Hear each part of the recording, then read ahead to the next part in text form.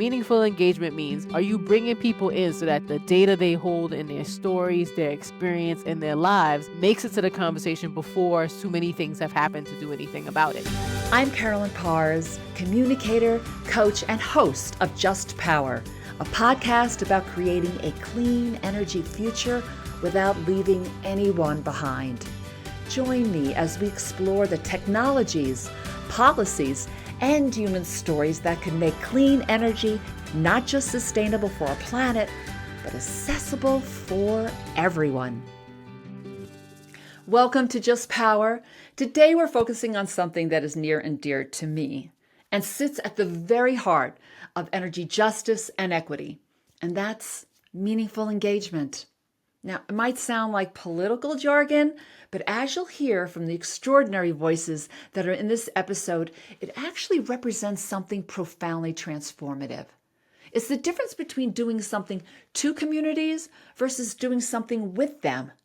You'll hear from a tribal director, you'll hear from a utility leader, and some community advocates who share profound understanding that the most expensive mistakes in energy development aren't technical failures.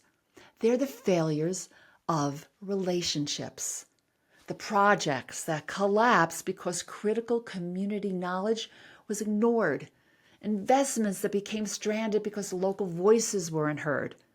Or the wrong problems were solved because the right people weren't in the room. The bottom line, it's about doing business better. So let's dive in. Meaningful engagement just means, if you're doing something on my street, I'm aware of it, and you tell me in enough time that if I have a piece of information you might need, because the desire to come in and do something has nothing to do with all the things that have happened there before, all the things that could happen there, all the ways people use that space. So meaningful engagement means, are you bringing people in so that the data they hold in their stories, their experience, and their lives makes it to the conversation before too many things have happened to do anything about it? It also means being able to stop something if you know a bad consequence is coming that isn't apparent to everyone else in the room. And frankly, that's the best thing you can have for business. As a woman who's a CEO and a founder, let me tell you, nothing saves me money like avoiding problems. Like all the money you save from finding out that someone next to the thing you're building had a sense that actually before you thought this was a prime piece of property, they did something underground that's going to make that more expensive. Or people are growing food, or this is really close to a water source. As an investor, it's really challenging to want to build something with so many question marks. So frankly, meaningful engagement means bringing in all the people to give you the data you need to assess whether or not it's actually a good deal. And what the people in the community get out of it is some buy-in so that you're not a predator coming in to make things happen to them and not for them. And even if you're doing something that folks might not appreciate, it's better to know who doesn't appreciate it. I spend a lot of time as a part of my work across the movement, 28 years of work, regardless of the job, evaluating whether an idea is actually good. And the best way for me to do it is to figure out from whose perspective is it good. And if the best piece of data I can get is what happened before I walked into this conversation, what was already moving, what were the plans in place? Because then that means if I can figure out who else wants to be in it, we build something together, it goes a lot further. That sometimes it feels like 6 people got together and decide what was gonna happen with energy, and then every time a new group of people is born, you're like, "Why are you stupid? You were left out of it." Like, I wasn't left out of it, I wasn't born. I wasn't born into the conversation, and so some of energy justice is making sure other people understand the conversation and continually being able to have language that is accessible to folks so that they don't feel like, "Oh, I'm sorry, you don't have as many degrees as I do." Like, I spend a lot of time in my life talking to people with varying levels of education for reasons that are bigger than me, more important than what I'm doing, involve lots of deep questions, but they have a right to be able to make choices about how they are going to interact, like what they spend their money on. But if they don't know where their energy comes from, they don't know that they have a right to weigh in on it, and that there's people whose job it is to ask them questions, to involve them in it, and it could be resources to help them if they're living at the lowest possible quality of life in a town that is rich. because no one's asked them why it is they're still on propane. So let's say you're not the person who lives in the mansion who had propane and is dealing with poisoned water aquifer. You're the person who lives down the road and you have it because your neighbor had it. And so you have a little small house that's connected to them. And turns out people with resources are able to say, I have money, I'm going to get this other thing. And you're stuck because you don't have that kind of money for a number of reasons. You have a right to say, well, if everyone's getting off of this thing and onto that thing, how do we develop a mechanism for me to get onto it too? It's an investment in trying to get to know the communities you're serving and working with them and trying to work with them before you need something. I can give you an example of what what this looks like in a sense of, we, as you know, the Community Solar Act, passed in New Mexico. And there was a number of tribally friendly provisions that really can fast track community solar on tribal lands. And matter of fact, PNM was invited to be a part of the Indian Advisory Committee that helped give input into the act when it passed through the legislature. And a lot of these provisions that, again, was done by a collaborative set of a lot of different leaders uh, from environmental tribes, and them even inviting PNM to our tribal team to the dance, if you will, was really important. And these provisions can to say that a project can be larger than 5 megawatts on projects are not included in the 200 megawatt program cap that other entities that we have. There's a selection and competitive process that limits it to 200 megawatts. It can be residential and commercial customers, and you can go after. I could sign up in Pojadi or Santa Ana, or other tribes could sign up with other tribes. But and the tribes and the tribal entities really get to keep their RECs generated, from their community solar facilities.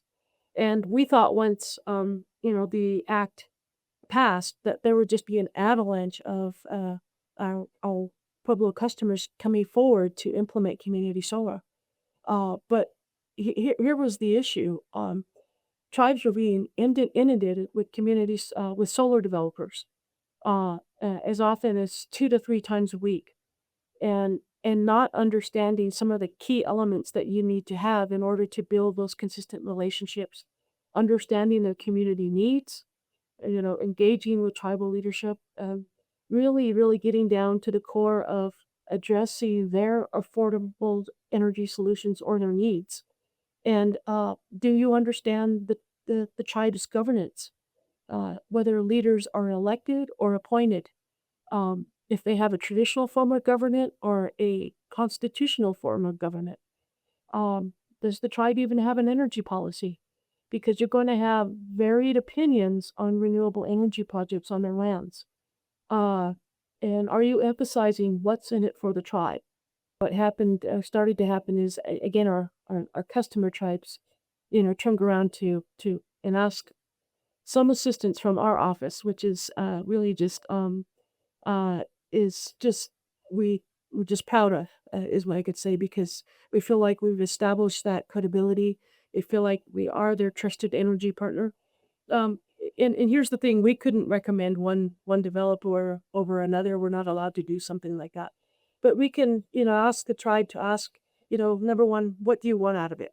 Number two, how long do you plan to be in this field, and asking just basic questions of, do you want that developer to be local, and how long do they plan to be there, and are they meeting your needs?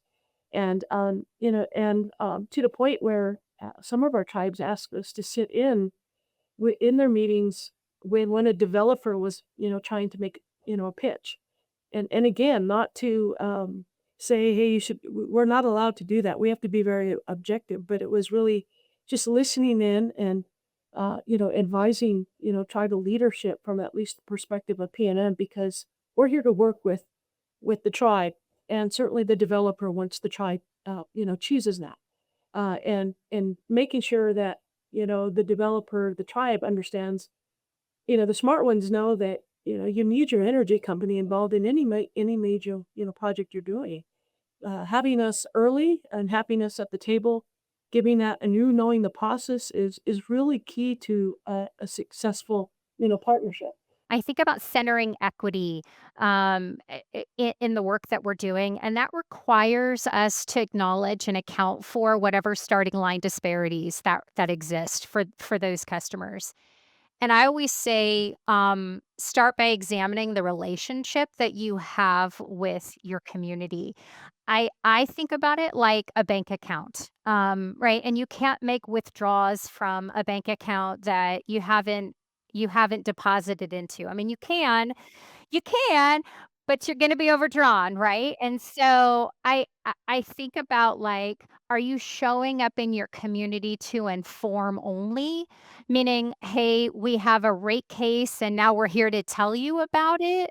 Are you showing up in community and seeking their input, really deferring to them on as we're designing programs and services that will ultimately impact their lives, what are they telling us that they need to see in those programs and services? We may be the experts in energy and utility, but we're not the experts in our customers' lived experiences, right? And so having those relationships with community, starting those now when you don't need anything or you're not trying to extract something, but you're there really in partnership asking how can SMUD, how can I show up in community in partnership, to start to build a relationship. And it takes consistency, and it takes, walking the walk time and time again. I think it's easy to sometimes we get in our silos and we just think about what's required in the energy space. But ultimately, we're here to serve a customer, and we really need that customer voice to be centered in the design of these programs and services that will ultimately impact their lives. Communities are smart. They can probably help you with even designing a better solution than you even thought of. And this is where that diversity of thought comes along. If you're only working with people that are on your teams and in the corporate structures, and they have the one mindset of, we just got to be able to push this through, having someone else give you a different perspective on it may actually help your teams come up with a better solution. Thank you for joining us. If you enjoyed this episode, make sure you subscribe to Just Power wherever you get your podcasts. And if you really loved it, leave us a review and tell everyone you know about our podcast. It's going to take all of us to create a clean energy future that leaves no one behind.